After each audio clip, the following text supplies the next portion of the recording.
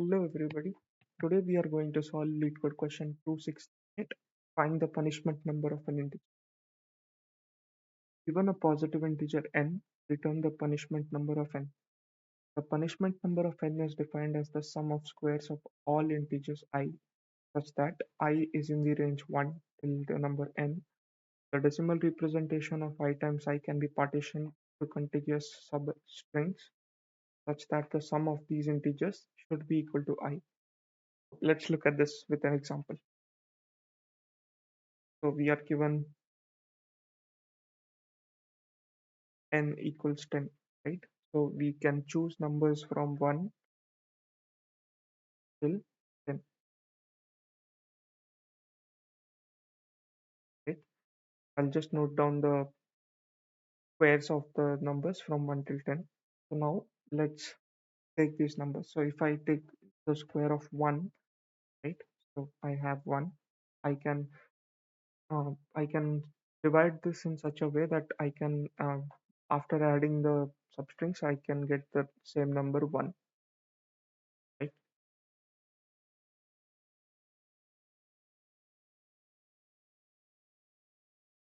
So 1 is one of the solutions that we have. Now, if we consider 4, we cannot divide this in any substrings, at least one length. Uh, that can give us a result 2. Same with 9, same with 16. If we split it in between, the sum will be 1 plus 6, that is 7. Even that is not a valid, even that is not a valid sum. Same with 25. We cannot add 2 and 5, which will give us a 5 again. We cannot split 6 as well, 7 as well, 8 as well, 9.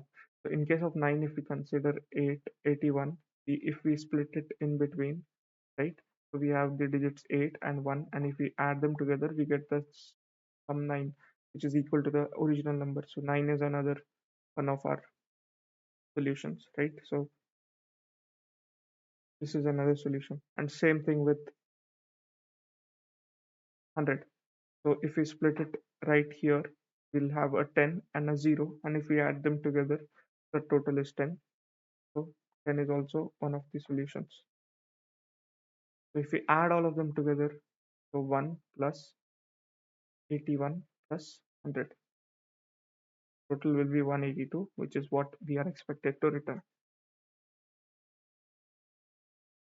What we can do is we can generate all the possible squares of the numbers from 1 till the n, because uh, if we take a look at the constraints tell us that n is between 1000, so generating the squares will not take up a lot of time. We can generate the squares of all the numbers, and after generating we have to find the different combinations in which we can split, right? For example, we can split the string 100. We can split it in such a way that it will be 1 0 0, or we can split it in 10 0, or we can split it as 100 and nothing, right? So there are multiple ways we can split the string into. So we can use some sort of recursion for this, right? We can try to split the number at every index possible, right? And then we'll add the uh, left part of the split to our sum, and the right part we can again process it further. So we can use recursion. Let's consider the number 36. The square of 36 is 1296. So we are trying to split this string in such a way that the target sum of all these substrings will be 36. So initially, let us consider our target to be 36.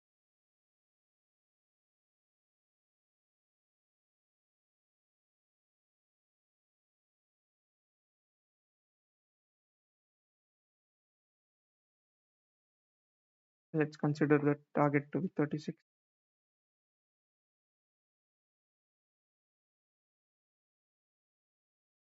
So initially, this is the target that we need to find.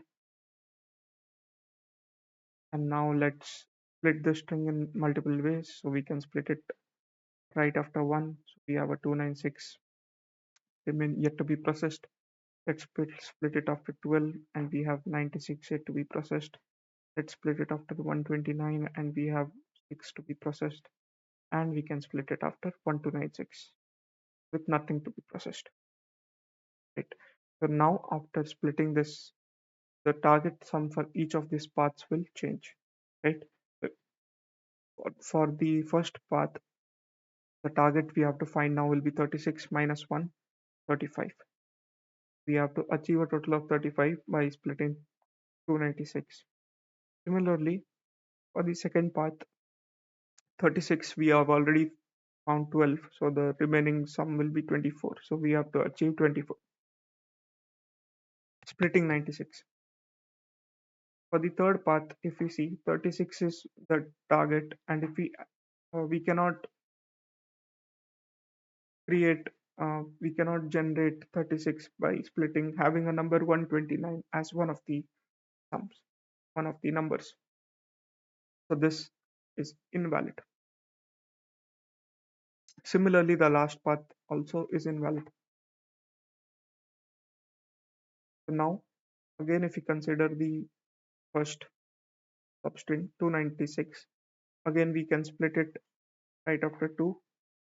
96 is yet to be processed. We can split after 29.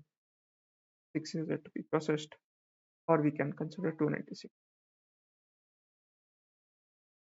Now, again, after we have split it in this way, the sum will change. The target sum will change. So 35.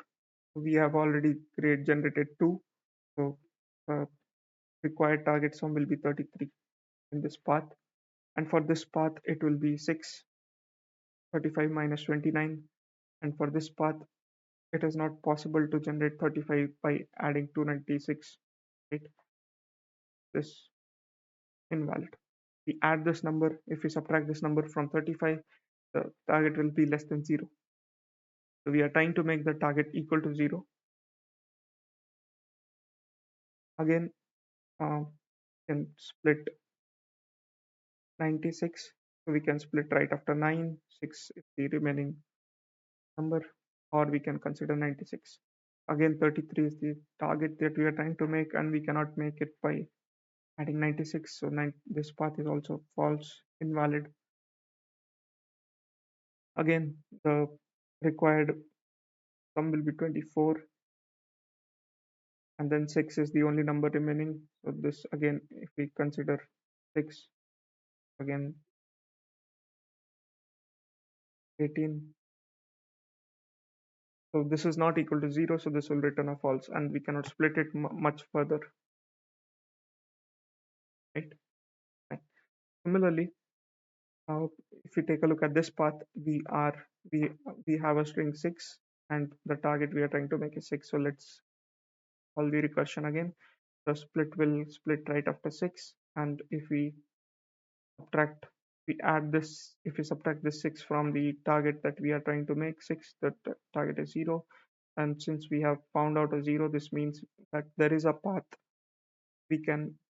there is a path through which we can obtain the target from 36. So that path will be 1 plus 29 plus 6. That is, like we split after 1, we split 29, and we have a 6. So 1 plus 29 plus 6 will give us 36. This is one of the valid paths, and we just want one of the paths to be true.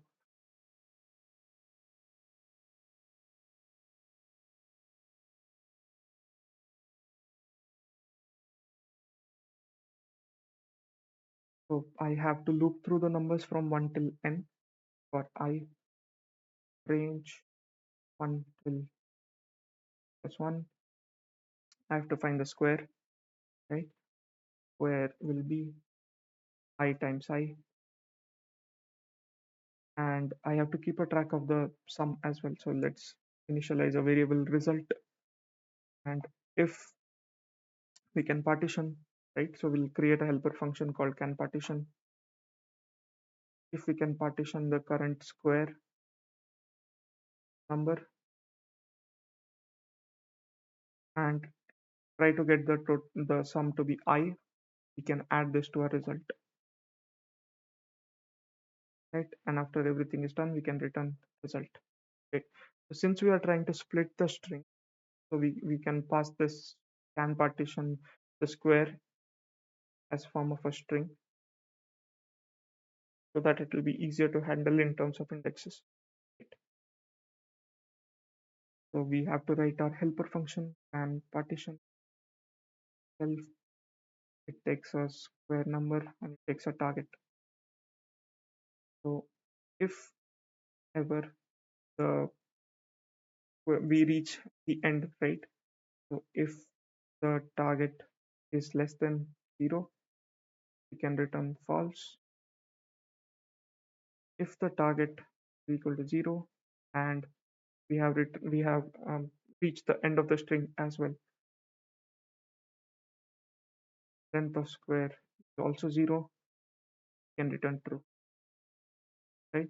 Otherwise, we have to now split the string in all the combinations possible. So we loop through the string.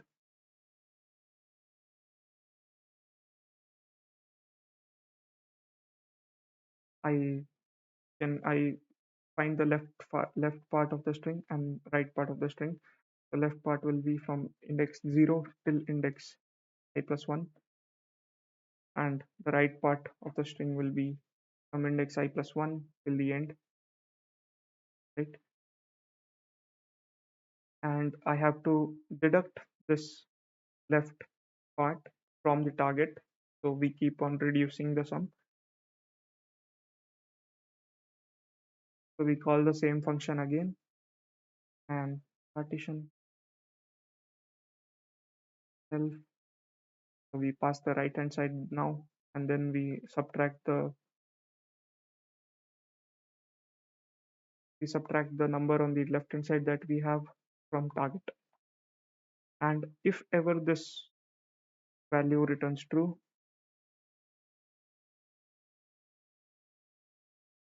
we can return truth there itself. And after all the possible splits, if we have not yet reached any valid solution, we can return false. Right?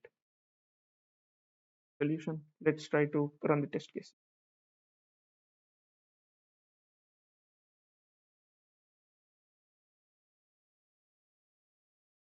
Have to pass. Let's run. Okay. Test cases are passing. Let's submit.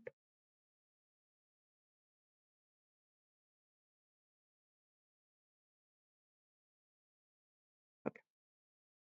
Thank you.